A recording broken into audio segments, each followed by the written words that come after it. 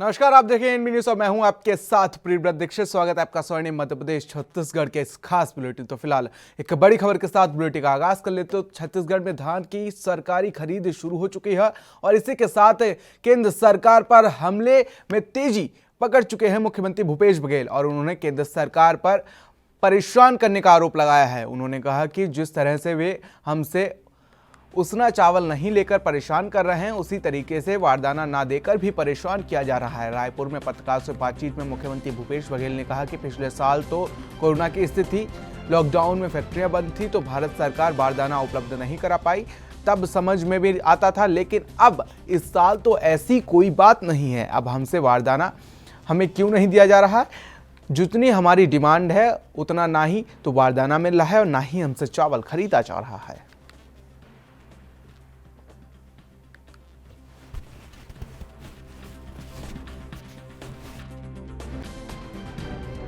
अजीब स्थिति है। ये कोयला उपलब्ध नहीं करा पा रहे हैं, ये डीएपी उपलब्ध नहीं करा पा रहे हैं, ये वैक्सीन उपलब्ध नहीं करा पा रहे हैं, ये बारदाना उपलब्ध नहीं करा पा रहे हैं। कर क्या रही सरकार केंद्र की। तो वहीं छत्तीसगढ़ के मुख्यमंत्री भूपेश बघेल ने आज पश्चिम बंगाल के मुख्यमंत्री ममता बनर्जी के वर्ताव पर सवाल उठा दिए हैं और सीएम बघेल ने कहा कि प्रधानमंत्री नरेंद्र मोदी से मिलने के बाद ममता बनर्जी के व्यवहार में बदलाव आया है। हाल ही में 3 दिनों के दौरे पर महाराष्ट्र पहुंची पश्चिम बंगाल की सीएम ने शिवसेना और राष्ट्रवादी कांग्रेस पार्टी के कई नेताओं से मुलाकात की थी। साथ ही उन्होंने इशारों में कांग्रेस पार्टी पर सवाल भी उठाए थे। मुख्यमंत्री भूपेश बघेल ने गुजरात मॉडल की तुलना छत्तीसगढ़ मॉडल से की है और भारतीय जनता पार्टी पर जमकर सवाल उठाए। उन्होंने कहा कि गुजरात मॉडल कहीं भी दिखाई नहीं देता है। उन्होंने आगे कहा कि गुजरात मॉडल 7 साल में कोई नहीं जान पाया कि ये क्या है।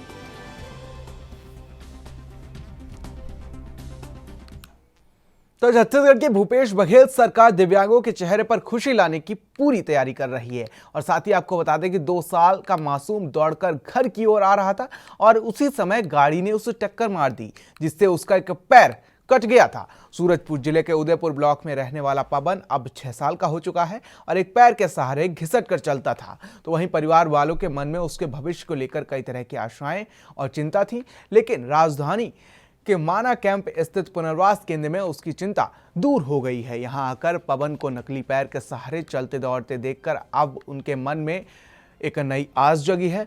पवन के दादा ने बताया कि पवन अपने उम्र के बच्चों के साथ खेल नहीं पाता था। जब से पुनर्वास केंद्र में उसको नकली पैर लगाया गया है, वह खुशी से दौड़ने की कोशिश करता है और एक भूपेश बघेल सरकार को उन्होंने धन्यवाद भी किया है। तो महिलाओं को यदि सशक्त बनाना है तो उनकी शिक्षा के साथ आर्थिक सबलता के रास्ते को बदलना जरूरी है। उन्हें अधिकार के साथ आगे बढ़ने के सुरक्षित अवसर देना भी जरूरी है। आर्थिक रूप से सशक्त महिलाएं अपने साथ पूरे परिवार को आगे ले जा सकती हैं और इसी विचार पर मुख्यमंत्री भूपेश बघेल ने छत्तीसगढ़ में महिलाओं को अधिकार संपन्न बनाने के साथ साथ स्वावलंबन की नीति अपनाई है। आपको बता दें कि महिलाओं की प्रगति की अपनाई गई नीतियों और उनके संरक्षण का ही परिणाम है कि नीति आयोग द्वारा जारी वर्ष 2020-21 की इंडिया इंडेक्स रिपोर्ट के अनुसार लैंगिक समानता में छत्तीसगढ़ पहले स्थान पर है। यह महिलाएं पंचायतों में 50% हिस्सेदारी के साथ ही सहभागिता कर रही हैं और भूमि और संपत्ति पर कानून के अनुसार महिलाओं का स्वामित्व और नियंत्रण सुनिश्चित कराया गया है। सरकारी सेवाओं में महिलाओं के अधिकार सुरक्षित रहें, इसके लिए भर्ती, पदोन्नति, दस्तावेजों की छानबीन के कार्य के लिए बनाई गई समितियों में एक महिला प्रतिनिधि अनिवार्य रूप से रखने की व्यवस्था की गई है।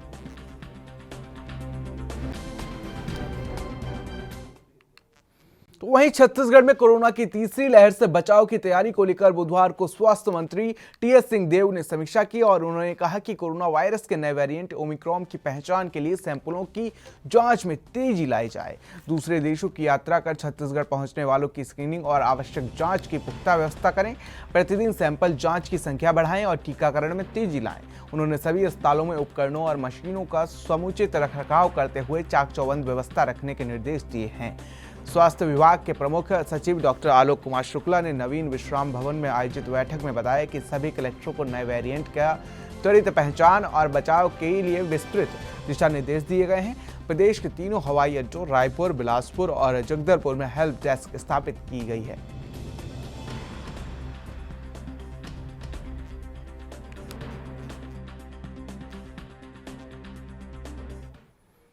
तो उधर छत्तीसगढ़ के पूर्व मुख्यमंत्री रमन सिंह अपने पुत्र अभिषेक के साथ आज निजी कार्यक्रम में शामिल होने के लिए एक दिवसीय प्रवास पर रीवा पहुंचे हैं, जहां उन्होंने पूर्व मंत्री और रीवा विधायक राजेंद्र शुक्ला के घर पर पहुंचकर उनसे मुलाकात की है।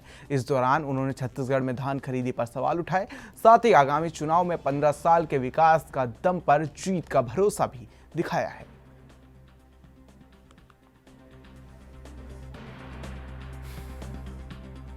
छत्तीसगढ़ में पूरी व्यवस्था धान खरीदी के, जिसमें पूरा छत्तीसगढ़ के किसान जुड़े हुए हैं।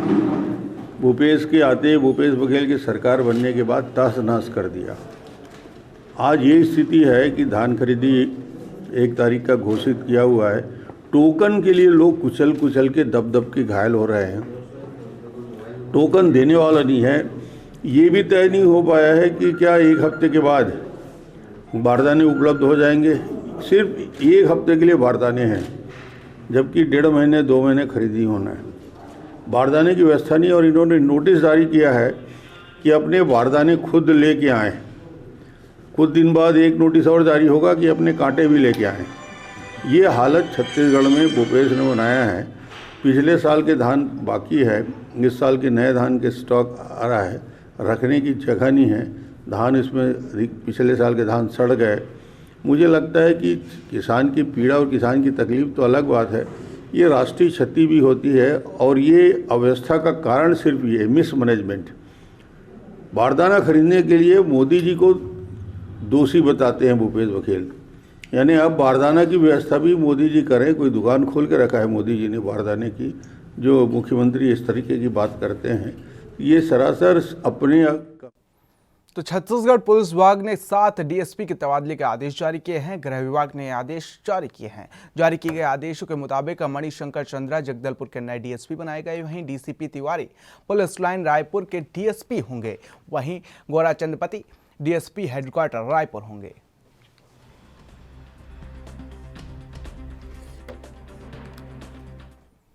तो मध्य प्रदेश के मुख्यमंत्री शिवराज सिंह चौहान हरिद्वार के दौरे पर हैं और गायत्री तीर्थ शांति कुंज में देव संस्कृति विश्वविद्यालय के प्रति कुलपति डॉक्टर चिन्मय पांड्या ने उनका स्वागत किया है। यहां सीएम शिवराज ने आचार्य श्री राम शर्मा शांति कुंज स्वर्ण जयंती वर्ष व्याख्यान माला को संबोधित किया। उन्होंने कहा कि परम श्रद्धेय गुरुवर आचार्य श्री राम शर्मा जी द्वारा मुझे मंत्र दीक्षा प्रदान करने का यह क्षण आज भी मुझे याद है, जब उनके सामने पहुंचते ही उनकी कृपा दृष्टि मुझ पर पड़ी और मेरा पूरा शरीर अपार ऊर्जा से भर उठा। उन्होंने मुझे चंदन का टीका लगाया। परम श्रद्धेय गुरुवर का आशीर्वाद और राष्ट्रीय स्वयंसेवक संघ के संस्कार ने मेरा जीवन बदल दिया है। तो वहीं आपको बता दें, गुरुवर की कृपा ऐसी रही कि मुझे सदैव आभास रहता है कि गुरुवर मुझे देख रहे हैं, आशीर्वाद प्रदान कर रहे हैं।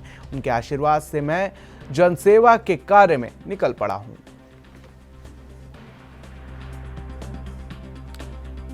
और प्रसन्नता से भरा हुआ है। देव संस्कृति विश्वविद्यालय हमारे गायत्री परिवार ने जो अद्भुत प्रयास किया है, परम पूज्य गुरुदेव की कृपा से, भारतीय संस्कृति जिसका प्रसार पूरी दुनिया में था और हर जगह वो पदचिन्ह दिखाई देते हैं। भाषा, संस्कृति, परंपराएं, जीवन मूल्यों में साम्यता है और स्पष्ट रूप से ये दिखाई देता है कि जो हमारी परंपराएं हैं वो किसी न किसी रूप में वहां प्रचलित है। बाल्टिक देश, लिथुनिया, इस्टोनिया, लाटविया, वहां भी भारतीय संस्कृति। तो मध्य प्रदेश सरकार ने एक सरल नियम तय किया है। दरअसल मुख्यमंत्री शिवराज सिंह चौहान ने भू अधिकार पुस्तिका प्राप्त करने का सुगम और आसान तरीका बनाने के निर्देश के अनुपालन में मध्य प्रदेश शासन के राजस्व विभागों को भू अधिकार पुस्तिका उपलब्ध कराने के संबंध में संशोधित नियम जारी किया है। अब भू अधिकार पुस्तिका आवेदन को ऑनलाइन प्राप्त होगी और भूस्वामी अपनी भू अधिकार पुस्तिका प्राप्त करने के लिए IT सेंटर, MP ऑनलाइन, लोक सेवा केंद्र के जरिए शासन द्वारा प्राधिकृत सेवा प्रदाता के माध्यम से ऑनलाइन आवेदन कर सकेंगे। ऑनलाइन मिलने वाली भू अधिकार पुस्तिका सामान्य 2 पेजों की हो गई और इसकी शासन ने 45 रुपये शुल्क निर्धारित किया है। प्रकरण विशेष में पुस्तिका अगर ज़्यादा पेजों की होती है तो प्रत्येक पेज के लिए 15 रुपये अतिरिक्त देने होंगे। तो मध्य प्रदेश की शिवराज सिंह चौहान सरकार की यह अहम पहल है, जिसके चलते अब लोगों को भू अधिकार पुस्तिका को प्राप्त करने में आसानी होगी। आपको बता दें कि मध्य प्रदेश की शिवराज सिंह चौहान की सरकार ने एक अहम निर्णय लिया है और इस नई पहल से लोगों को आसानी होगी और उन्हें भू अधिकार पुस्तिका के लिए अब दर दर भटकना नहीं पड़ेगा। और इसके लिए मध्य प्रदेश की शिवराज सिंह चौहान की सरकार ने ऑनलाइन पटल जारी कर दिया है, जिसके चलते अब लोगों को आसानी से पुस्तिका उपलब्ध हो जाएगी।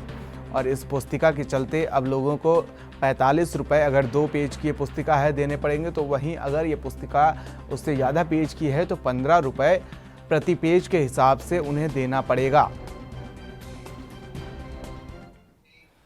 तो पूरे मध्य प्रदेश में कोरोना की तीसरी लहर को देखते हुए सीएम के निर्देश मिलते ही राज्य मंत्री रामखेलावन पटेल, प्रदेश उपाध्यक्ष योगेश ताम्रकार और कलेक्टर अजय कटारिया जिला अस्पताल पहुंचे हैं, जहां उन्होंने दवाई स्टोर निर्माणाधीन पीआईसीयू और ऑक्सीजन प्लांट का निरीक्षण किया है। और साथ ही मंत्री और कलेक्टर ने पीआईसीयू और एचडीयू के निर्माण में देरी पर नाराजगी भी जताई है। तो ठेकेदार को तलब कर 2 दिन के अंदर काम पूरा करने के निर्देश दिए हैं। वे मंत्री और कलेक्टर की खानापूर्ति ऐसी रही कि इन जिम्मेदारों ने यह देखना जरूरी नहीं समझा कि ऑक्सीजन प्लांट से कोविड-19 आईसीयू वार्ड के आखिरी बेड तक ऑक्सीजन पहुंच भी रही है या नहीं। वहीं अलर्ट भी जारी रहने के आदेश दिए हैं। तो वहीं मंत्री जी और प्रदेश उपाध्यक्ष बिना मास्क लगाए ही इस कार्यक्रम के दौरान नजर आए। तो सभी जनप्रतिनिधि को निर्देश दिए थे कि अस्पताल में जाकर देख लें कि ऑक्सीजन प्लांट चल रहे हैं, चालू है कि नहीं। और हमने कलेक्टर साहब ने, आदरणीय योगेश ताम्रकार जी ने, यहाँ के सीएस ने, सीएचओ ने जाके ये देखा तो सभी ऑक्सीजन प्लांट चालू हैं। और स्वर्णिम मध्य प्रदेश छत्तीसगढ़ में रुकेंगे एक छोटे से ब्रेक के लिए। ब्रेक के बाद भी खबरों का सिलसिला लगातार जारी है।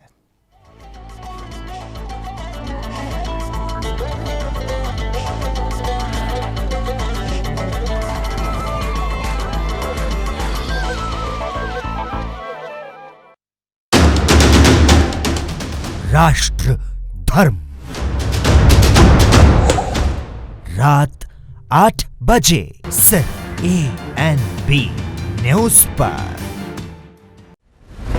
ਮੁੱਖ ਮੰਤਰੀ ਚਰਨਜੀਤ ਸਿੰਘ ਚੰਨੀ ਦੀ ਅਗਵਾਈ ਹੇਠ ਪੰਜਾਬ ਸਰਕਾਰ ਨੇ ਲੋਕ ਹਿੱਤਾਂ ਲਈ ਲਏ ਕਈ ਫੈਸਲੇ। ਨਰਮੇ ਦੀ ਫਸਲ ਖਰਾਬ ਹੋਣ ਤੇ ਕਿਸਾਨਾਂ ਨੂੰ ਪ੍ਰਤੀ ਏਕੜ 17000 ਰੁਪਏ ਅਤੇ ਨਰਮਾ ਚੁਗਣ ਵਾਲਿਆਂ ਨੂੰ 10% ਦੀ ਮੁਆਵਜ਼ਾ ਦਿੱਤਾ ਜਾ ਰਿਹਾ ਹੈ। ਕਿਸਾਨੀ ਸੰਘਰਸ਼ ਦੌਰਾਨ ਸ਼ਹੀਦ ਹੋਏ ਕਿਸਾਨਾਂ ਦੇ ਪਰਿਵਾਰਾਂ ਨੂੰ ਦਿੱਤੀ ਜਾ ਰਹੀ ਹੈ ਸਰਕਾਰੀ ਨੌਕਰੀ। ਪੂਰੇ ਪੰਜਾਬ ਵਿੱਚ 1 ਲੱਖ ਨੌਕਰੀਆਂ ਅਤੇ 36000 ਕੱਚੇ ਮੁਲਾਜ਼ਮਾਂ ਨੂੰ ਪੱਕਿਆਂ ਕੀਤਾ ਜਾਵੇਗਾ। ग्रुप डी ਦੀ ਭਰਤੀ ਹੁਣ ਰੈਗੂਲਰ ਹੋਏ ਕਰੇਗੀ, ਆਊਟਸੋਰਸ ਵਾਲਾ ਕੰਟਰੈਕਟ ਵਾਲਾ ਕੰਮ ਖਤਮ। 2 ਕਿਲੋਵਾਟ ਤੱਕ ਦੇ ਲੋਡ ਦੇ ਖਪਤਕਾਰਾਂ ਦੇ 1500 ਕਰੋੜ ਰੁਪਏ ਦੇ ਬਿੱਲ ਮਾਫ ਕੀਤੇ ਗਏ। ਬਿਜਲੀ 3 ਰੁਪਏ ਪ੍ਰਤੀ ਯੂਨਿਟ ਘਟਾ ਕੇ ਪੰਜਾਬ ਬਣਿਆ ਸਸਤੀ ਬਿਜਲੀ ਦੇਣ ਵਾਲਾ ਦੇਸ਼ ਦਾ ਮੋਹਰੀ ਸੂਬਾ। 2,85,000 ਬੇਜ਼ਮੀਨੇ ਅਤੇ ਖੇਤ ਮਜ਼ਦੂਰਾਂ ਦੇ ਕਰਜ਼ੇ ਮਾਫ ਕੀਤੇ ਜਾਣਗੇ। 1168 ਕਰੋੜ ਰੁਪਈਆ ਜਿਹੜਾ ਪਿੰਡਾਂ ਦੀਆਂ ਪੰਚਾਇਤਾਂ 'ਤੇ ਖੜਾ ਸੀ ਉਹ ਵੀ ਖਤਮ ਕਰ ਦਿੱਤਾ। ਝੋਨੇ ਦੀ ਨਿਰਵਿਘਨ ਖਰੀਦ ਅਤੇ ਸਮੇਂ ਸਿਰ ਅਦਾਇਗੀ ਨੂੰ ਯਕੀਨੀ ਬਣਾਇਆ ਗਿਆ। ਜਿੰਨੀ ਫਸਲ ਇਸ ਸਾਲ ਵਧੀਆ ਚੱਕ ਹੋਈ ਹੈ 24 ਘੰਟੇ ਤੋਂ 48 ਘੰਟੇ ਦੇ ਵਿੱਚ ਪੇਮੈਂਟ ਹੋਈ ਹੈ। ਲਾਲ ਲਕੀਰ ਅੰਦਰ ਆਂਦੇ ਘਰਾਂ ਨੂੰ ਮਿਲ ਰਿਹਾ ਹੈ ਮਾਲਕਾਨਾ ਹੱਕ। ਪੂਰੇ ਪੰਜਾਬ ਦੇ ਵਿੱਚ 25000 EWS ਦੇ ਮਕਾਨ ਬਣਾ ਕੇ ਗਰੀਬਾਂ ਨੂੰ ਅਸੀਂ ਦੇਣ ਲੱਗੇ ਹਾਂ। ਐਸੀ ਮਨਜ਼ੂਰੀ ਦੇ ਦਿੱਤੀ ਹੈ। ਕਿਸਾਨ ਜਥੇਬੰਦੀਆਂ ਦੀ ਮੀਟਿੰਗ ਦੌਰਾਨ ਕਿਸਾਨਾਂ ਦੀਆਂ ਲਗਭਗ ਸਾਰੀਆਂ ਮੰਗਾਂ ਨੂੰ ਕੀਤਾ ਪ੍ਰਵਾਨ। ਪੈਟਰੋਲ ਦੇ 10 ਰੁਪਏ ਅਤੇ 5 ਰੁਪਏ ਡੀਜ਼ਲ ਦੇ ਘਟਾ ਕੇ ਪੰਜਾਬ ਬਣਿਆ ਸਸਤੇ ਤੇਲ ਵਜੋਂ ਉੱਤਰ ਭਾਰਤ ਦਾ ਪਹਿਲਾ ਸੂਬਾ। ਰੇਤ ਦਾ ਪਿੱਟ ਦਾ ਰੇਟ ਕੀਤਾ 5.5 ਰੁਪਏ ਪ੍ਰਤੀ ਫੁੱਟ। ਸਾਰਾ ਰੇਤ ਮਾਫੀਆ ਖਤਮ। ਆਟੋ ਰਿਕਸ਼ਾ ਚਾਲਕਾਂ ਰੇੜੀਆਂ ਤੇ ਲੱਗੇ ਜੁਰਮਾਨੇ ਮਾਫ ਕੀਤੇ ਜਾਣਗੇ। ਪ੍ਰਾਈਵੇਟ ਬੱਸਾਂ ਦੀ ਧੱਕੇਸ਼ਾਹੀ ਤੇ ਲਗਾਈ ਲਗਾਮ ਅਤੇ ਟੈਕਸ ਭਰੇ ਬਿਨਾਂ ਸੜਕਾਂ ਤੇ ਨਹੀਂ ਉਤਰਨਗੀਆਂ ਬੱਸਾਂ। 842 ਨਵੀਆਂ ਬੱਸਾਂ ਲੈ ਰਹੇ, 105 ਬੱਸ ਅੱਡੇ ਬਣਾ ਰਹੇ ਅਸੀਂ। ਮੁੱਖ ਮੰਤਰੀ ਚਰਨਜੀਤ ਸਿੰਘ ਚੰਨੀ ਅਤੇ ਪੰਜਾਬ ਸਰਕਾਰ ਦਾ ਇੱਕੋ ਸੁਪਨਾ, ਸਭ ਨੂੰ ਮਿਲੇ ਹੱਕ ਆਪਣਾ।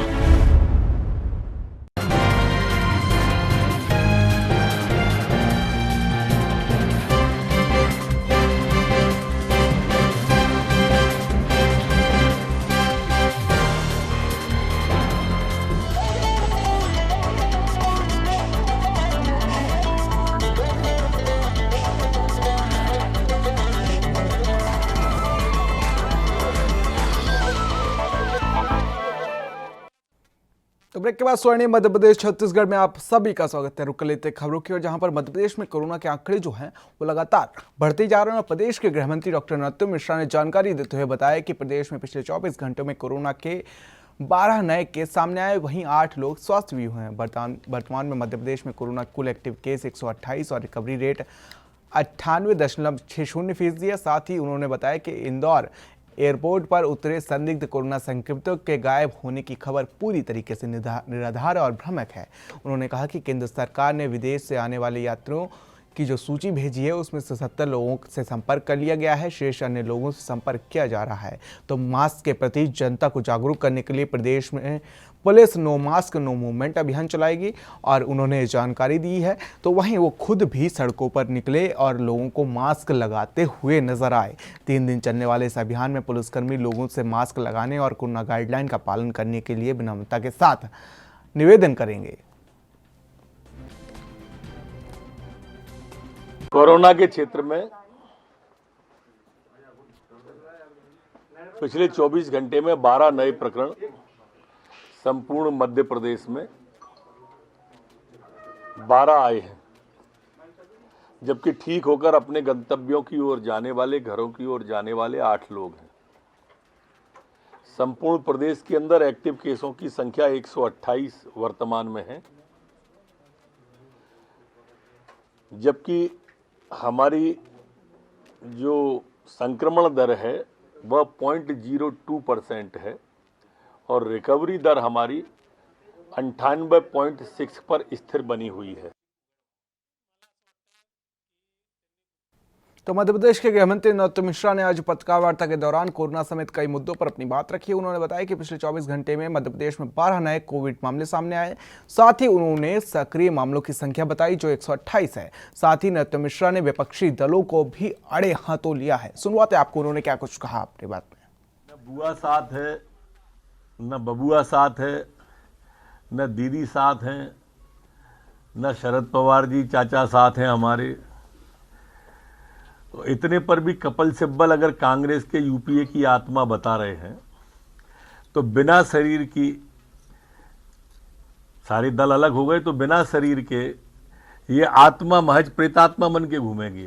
कांग्रेस ने तो बनाया कुछ है ही नहीं। ये ठीक है, कांग्रेसियों ने अपने अपने घर बनाए होंगे और जनता को बेवकूफ बनाया होगा, जैसे अभी कर्ज माफी में बनाया, जैसे नौजवान को, तो सिर्फ बेवकूफ बनाया है उनने।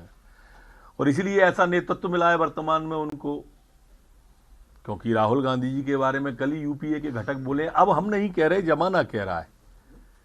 अगर कुछ बनाया होता तो ऐसे साथ छोड़ छोड़ के इतने बड़े बड़े दल नहीं जाते।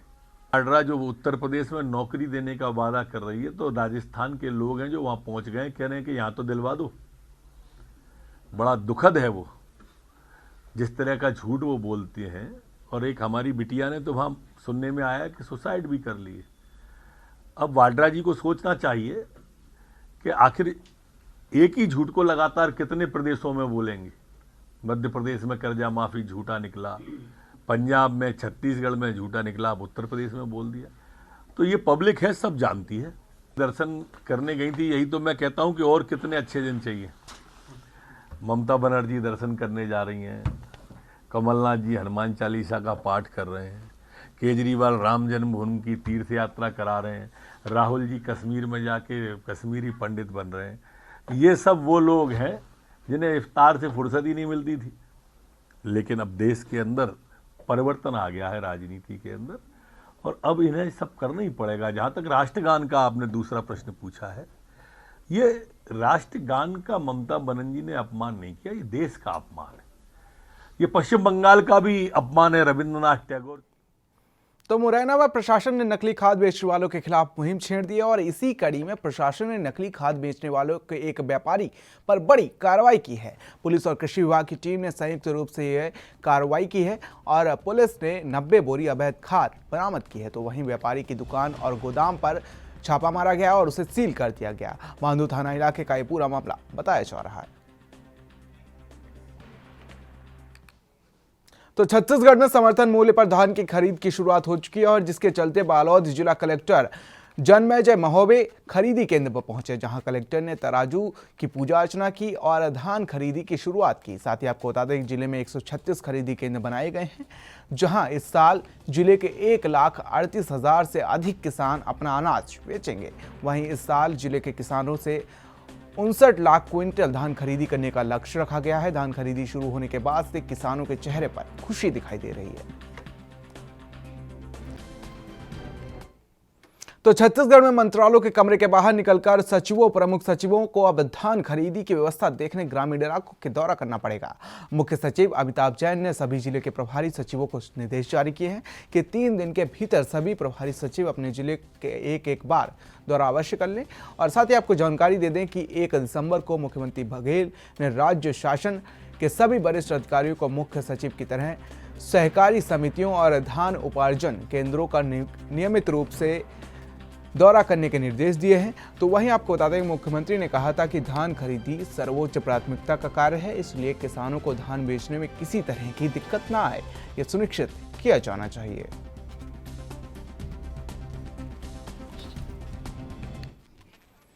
तो खबर मध्य प्रदेश से है, जहां पर आपको बता दें लोक अदालत का लाभ लोगों तक पहुंचाने के लिए 11 दिसंबर को लोक अदालत का आयोजन किया जाएगा। यहां आयोजन जिला मुख्यालय और तहसील मुख्यालयों पर किया जाएगा, जो कि साल की अंतिम लोक अदालत आयोजित होगी। लोक अदालत के प्रचार प्रसार के लिए आयोजित प्रेस वार्ता में आज जिला प्रधान और सत्र न्यायाधीश NP सिंह ने पत्रकारों से बातचीत करते हुए कहा कि वे अपने राजीनामा योग्य लंबित और प्री लिटिगेशन प्रकरणों को नेशनल लोक अदालत में आपसी समझौते से हल करवाएं। साथ ही उन्होंने बताया कि जिला न्यायालय में सभी न्यायिक अधिकारियों से न्यायालय में लंबित प्रकरणों को चिन्हित कर प्री सेटिंग की कार्रवाई हर रोज की जा रही है। उन्होंने लोगों से अपील करते हुए कहा कि जो भी व्यक्ति लोक अदालत के माध्यम से अपने प्रकरण का निपटारा करना चाहते हैं, वो संबंधित न्यायालय और विधिक सेवा प्राधिकरण के कार्यालय में आकर संपर्क कर सकते हैं। 11 दिसंबर 2021 को मेगा लोक अदालत का आयोजन किया जा रहा है। इसमें सभी विभागों के प्रकरण रखे जाएंगे, खासतौर से नगर निगम, बिजली, चेक बाउंस, मोटरयान अधिनियम के प्रकरण एवं अन्य आपराधिक राजीनामा योग्य प्रकरण रखे जाएंगे। इसमें आप सभी लोगों का सहयोग अपेक्षित है। पिछली बार जो लोक अदालत लगाई गई थी उसमें कुछ प्रकरण रखे गए थे, कितने प्रकरणों का निराकरण हो गया है? करीब 810 प्रकरणों का निराकरण पिछली लोक अदालत में हुआ था। और इस बार सबसे अच्छा पहलू इसमें यह है कि हम बैंक के जो ऋण के मुकदमे हैं उनको भी हम सुनवाई के लिए ले रहे हैं और उसमें भी हम नोटिस जारी कर रहे हैं। इस कारण से इस बार प्रकरणों की संख्या कुछ ज़्यादा होगी। तो छत्तीसगढ़ से खबर है, जहां पर कांकेर में शहर के एक बार फिर से चोरी की घटना सामने आई है। चोरों ने एक बड़े व्यापारी अशोक राठी के घर से सोने चांदी समेत 13 लाख रुपए की नकदी की रकम चोरी कर ली है। और मिली जानकारी के अनुसार आपको बता दें कि शहर के एक प्रतिष्ठित बड़े व्यापारी अशोक राठी का पूरा परिवार बेटे की शादी के लिए बाहर गया हुआ था। इस दौरान रेकी कर अज्ञात चोर पीछे के रास्ते से घर में घुसे और चोरी की वारदात को अंजाम देकर फरार हो गए। घटनास्थल को देखकर साफ पता चलता है कि चोरों ने बड़े आराम से हाथ साफ किया है। साथ ही चोरों ने बड़े आराम से लॉकर और अलमारी को तोड़कर अंदर रखे 13 लाख की नगद और सोने चांदी पर हाथ साफ किया है। इस घटना से सुरक्षा की जिम्मा उठाने वाली पुलिस पेट्रोलिंग टीम पर भी सवाल खड़े हो गए हैं। नेशनल हाईवे के किनारे पर दुकानों के ताले टूट रहे हैं, लेकिन पेट्रोलिंग टीम को उसकी भनक तक नहीं लग रही है। पुलिस बस जल्द चोरों को गिरफ्तार करने का दावा कर रही है। तो खबर मध्य प्रदेश के शिवपुरी से है, जहां पर आपको बता दें कि शिवपुरी में मणिखेड़ा जल आवर्धन योजना में करोड़ों रुपए खर्च होने के बाद भी लोगों को पानी नसीब नहीं हो पा रहा है। शहर के कई वार्डों में 1 महीना बीतने के बाद भी पानी सप्लाई नहीं किया जा रहा है और जिससे शहर के कई वार्डों में जल संकट गहराता जा रहा है। हालात ये हो गए हैं कि अब लोगों को प्राइवेट पानी के टैंकरों पर निर्भर होना पड़ रहा है। समस्या ये है कि नल नहीं आ रहे हैं 1 महीने से, और बिजली वो उसका नल के बिल के लिए चटनी करते हैं कि बिल भरो, बस बिल भर दिया और कहते हैं CMO साहब से बात करी, कहते हैं कि हमारी जिम्मेदारी नहीं है, ठेकेदार को पेमेंट नहीं हुआ है। और हम तो स्वर्णिम मध्य प्रदेश छत्तीसगढ़ में मेरे साथ इतना ही। देश और दुनिया के तमाम छोटी बड़ी खबरों के लिए बने रहिए NB न्यूज़ के साथ। नमस्कार।